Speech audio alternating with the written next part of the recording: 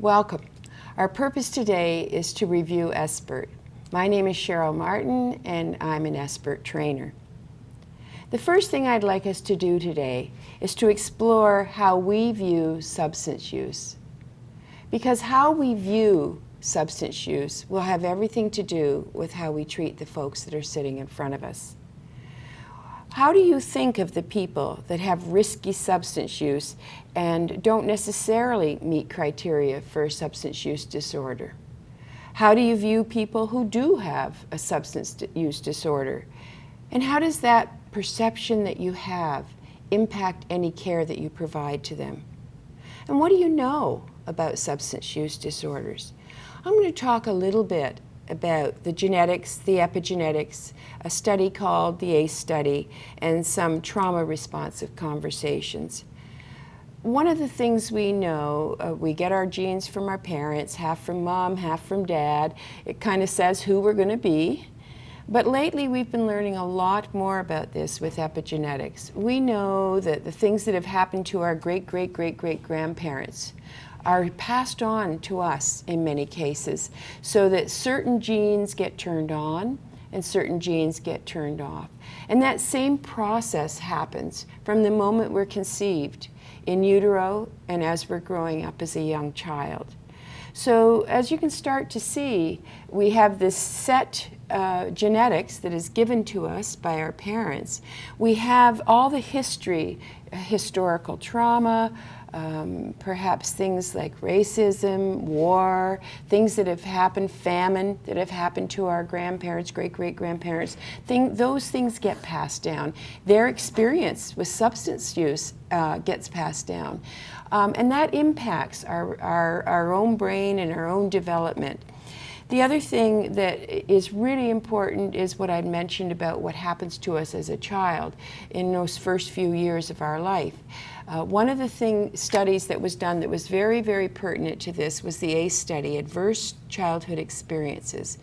And what they did, one doctor, Dr. Felitti from San Diego County, working for Kaiser Permanente, he noticed that women in an obesity clinic were leaving the clinic when they were doing well and then not coming back, or leaving and gaining more weight more quickly and coming back. And he started to think there is something much deeper about this than just losing weight, having a diet, and exercising. And so he started to interview the women and ask them, you know, what's gone on in your life, to really understand their experience. And he started to notice that many of them, if not most of them, had histories of adverse childhood experiences. Out of that, he started to think, you know, I think this is impacting health care across the board, and I really would like to do something to figure this out, because I think it's so important if we want to help people get well. He went to the Center for Disease Control and he spoke to all of them. One doctor found it quite interesting and chose to work with him on a study around this. They had a questionnaire that every patient coming into the primary care office would answer, and it had 10 questions around childhood abuse, neglect, various household dysfunction types of questions, like a parent in prison or a parent with a substance use disorder, those kinds of things. There were 10. The person would check off if they had any of those things occur to them as a child.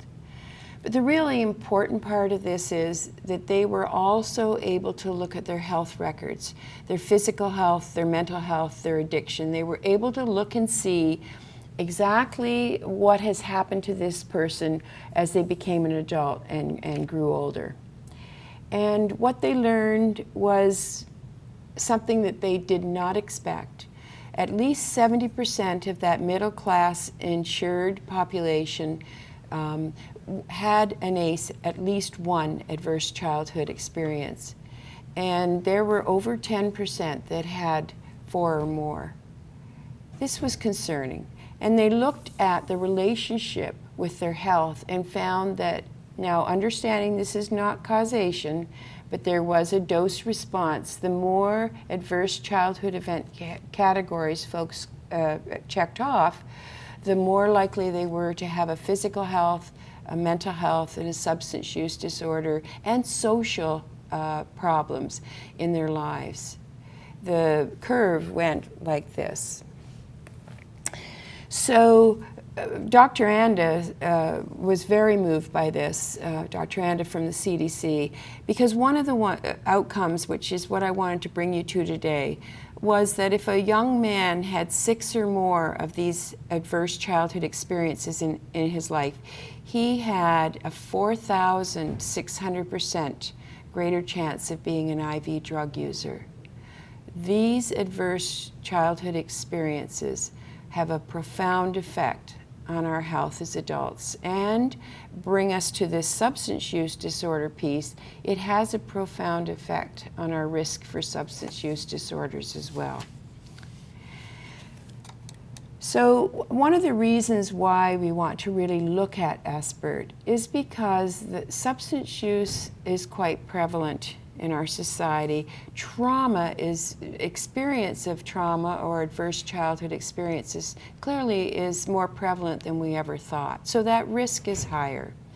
In acute care, in primary care, in health care, we are more likely to see someone with a substance use disorder, especially since I've just shared that these things tend to come after somebody's had these experiences, although not exclusively.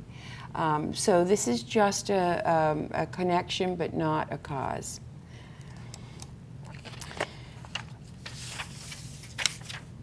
SBIRT is a skill that supports a number of healthcare conversations.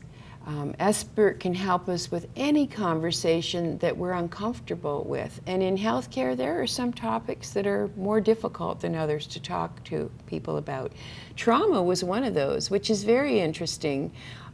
Because when Anda and Felidi put together that adverse childhood experiences study, they thought that that wasn't too big a deal to do this work, but the IRB board that approves various different types of research, they were quite concerned that asking questions about trauma to somebody could cause that person harm. And there was quite a pushback to get approval for this. They were afraid that if we asked folks these things, bad things might happen out of that. I'll share with you the reality of that. Out of the over 17,000 people who answered those trauma questions, nothing bad happened because those questions were asked. In fact, many people were relieved that there was a place for them to share that information with someone. And it's very much like that with substance use, domestic violence, and a number of other issues that we as healthcare folks hesitate to talk about, but the other person is often very relieved that we've had that, opened up that conversation and treated it in a very objective and caring way. So I really support this idea of using this skill in many of our health conversations and developing comfort in being able to do this and being able to do this without any judgment attached to it. So let's talk about SBIRT and primary, secondary, and tertiary prevention. SBIRT offers us the chance to do all of these things depending on where the person in front of us is with their use or not using. So if the person doesn't engage in any risky behavior, alcohol or drug use behavior, then we're really doing primary prevention, because that gives us the opportunity with that individual to say, geez, you're not using any substance at all, and you're really staying in a low-risk area. Carry on. Great job.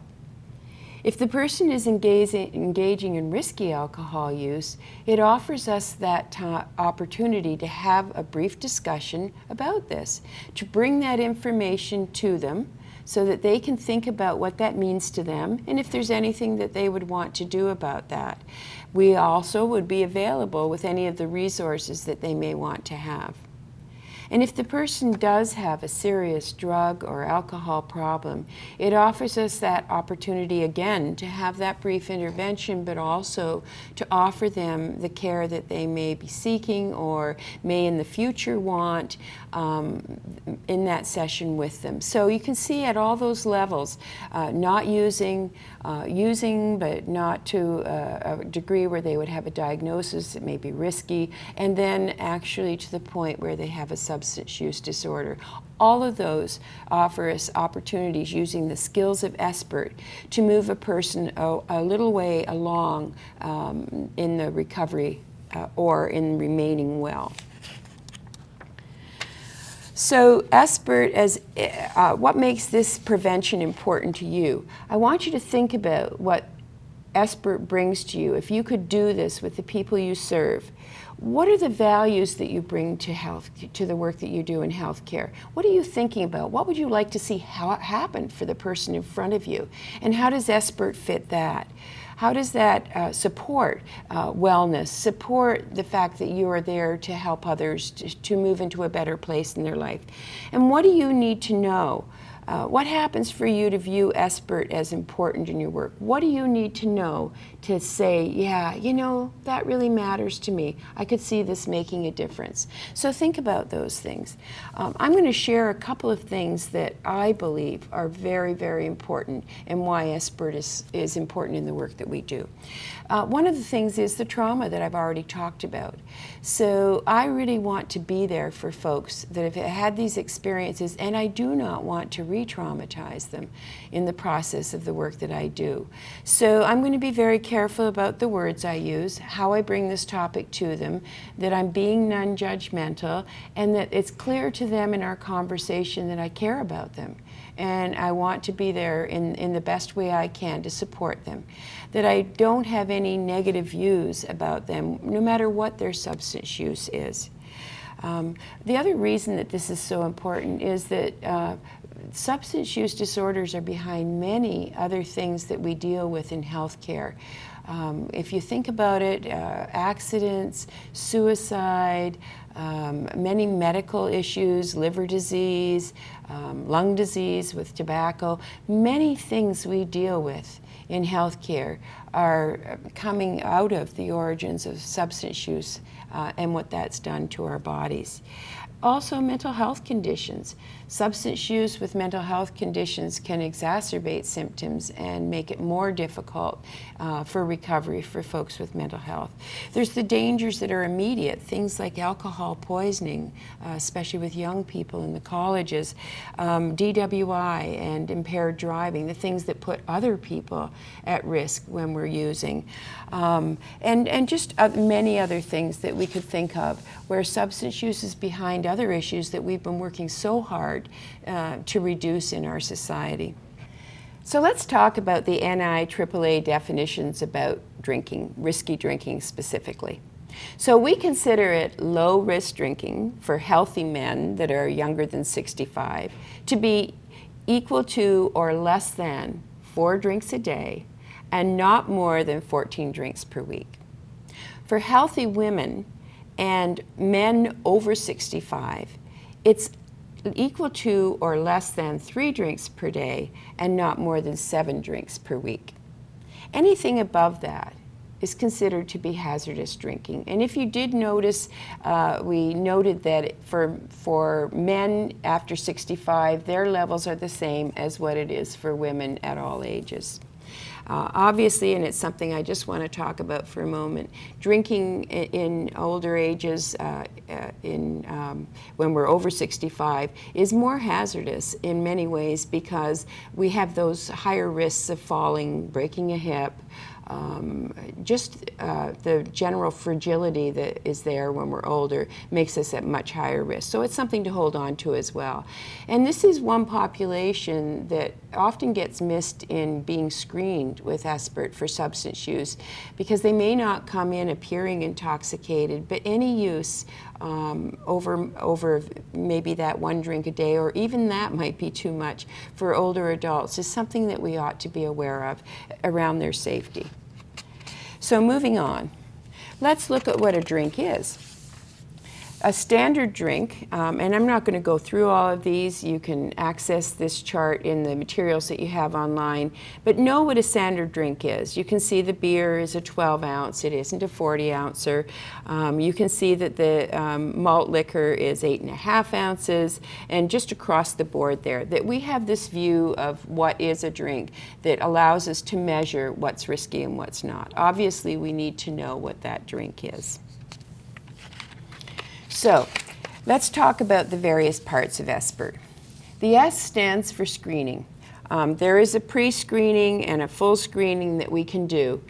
We would do the pre-screening to see if there was a need to go on to the full screening, and that's the part that we start out with everyone. So when it comes to screening, we aren't thinking about who shall I screen and who shan't I.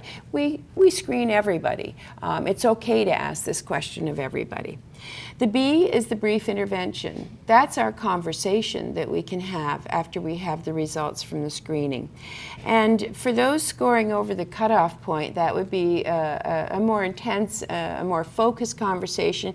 But I also view the opportunity of just saying you're not drinking at all, or you're in a very low risk drinking, and that's really supporting your health and your wellness, because that's an affirmation people need to have to help them see, hey, what I'm doing is really good for my health, and it really supports that primary prevention.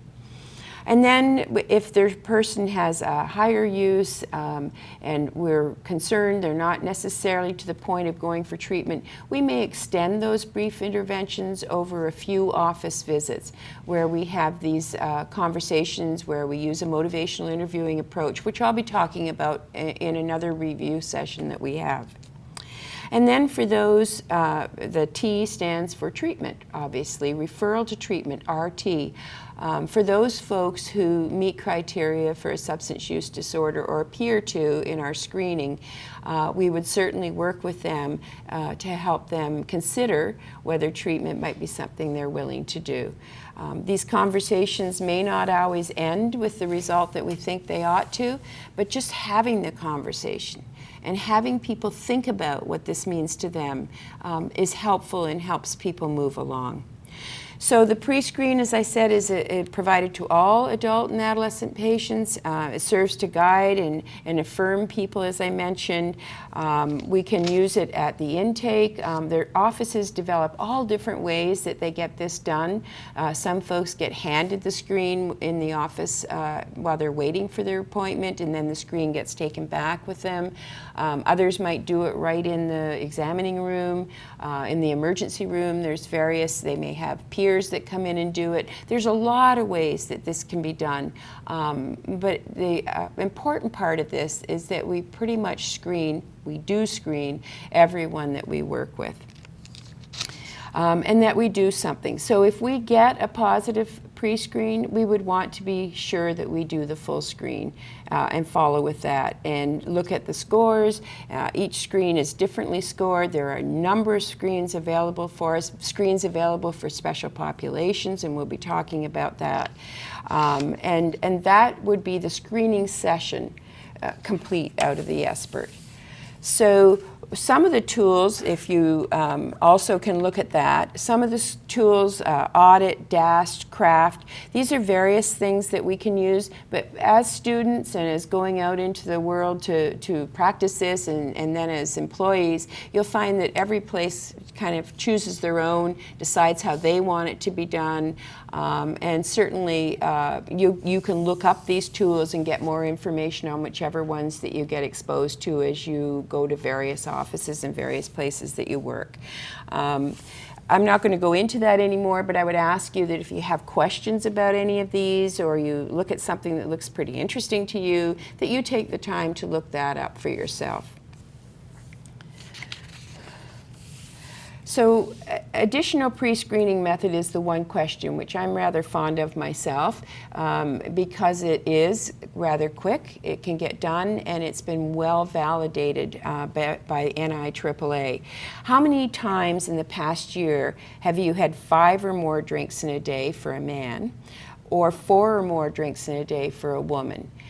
And anything above 4 or 4 for women, 5 for men is considered to be binge drinking. and risky drinking. And so this one question, if you ask that of folks, is very good at screening out that there may be a significant issue, substance use concern. And with NIDA, it's how many, NIDA question, which is the National Institute of Drug Abuse, how many times in the past year have you used illegal drugs or prescription drugs other than how they were prescribed by your physician? And if somebody answers yes, usually we would want to go through with a full screening.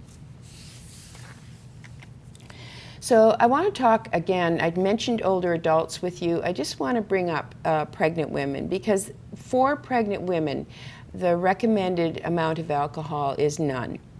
And very important reasons for that. We know that any alcohol use during pregnancy can increase the risk for fetal alcohol spectrum disorder, not the full necessarily fetal alcohol syndrome, but certain parts of fetal alcohol syndrome or other issues that come up, cognitive issues that can be very behavioral issues that can be very disruptive for children and are permanent.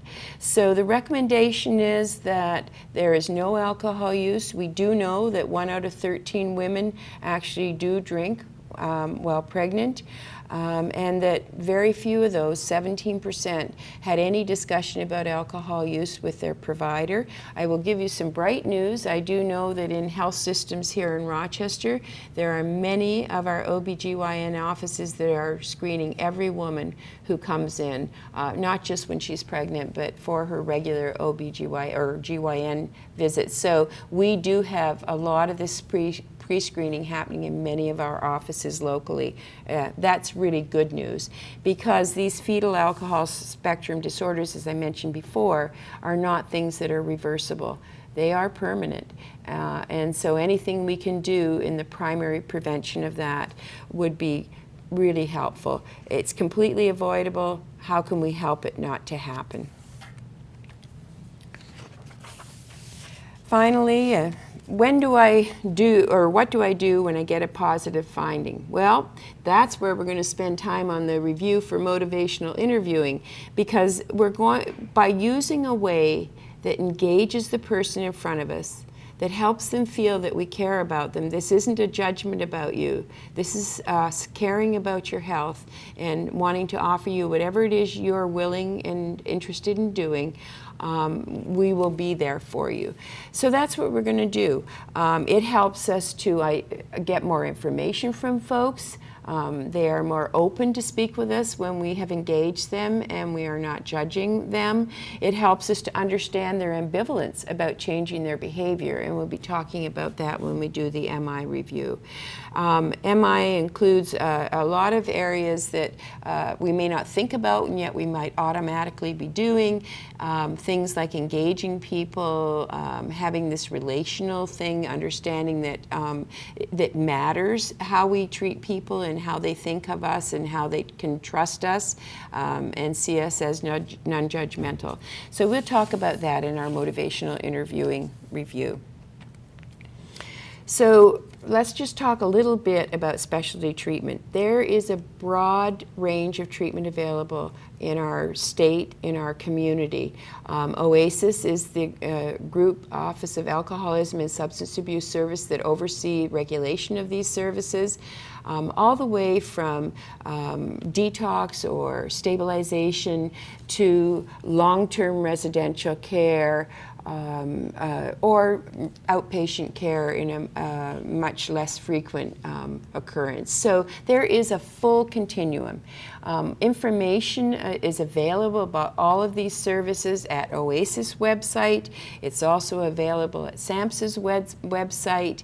And it's a good idea as a professional to build some of these relationships before you need them. Get to know what your services are and where they're available, and understand that with substance use, usually the first step is either into the stabilization if somebody needs to be stabilized because of the danger of detoxing. Alcohol would be one of those. Any of the benzodiazepines would be another.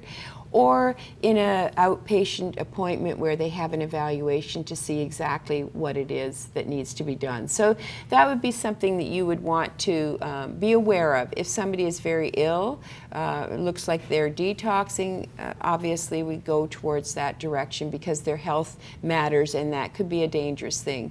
But as long as they're stable in front of us and there is this substance use, we would want to look to get them an evaluation at one of our programs in the community. So here is a map that shows SAMHSA's National Treatment Facility Locator, its website, referral resources for the 5% of persons screened that need it. So isn't that, it's a low number. And when we think that unless we do universal screening, we probably are not touching the other 95%. And you can see that that's significant. We really want to have this opportunity to make a difference for folks with their substance use disorders, and SBIRT is the answer to that. Thank you.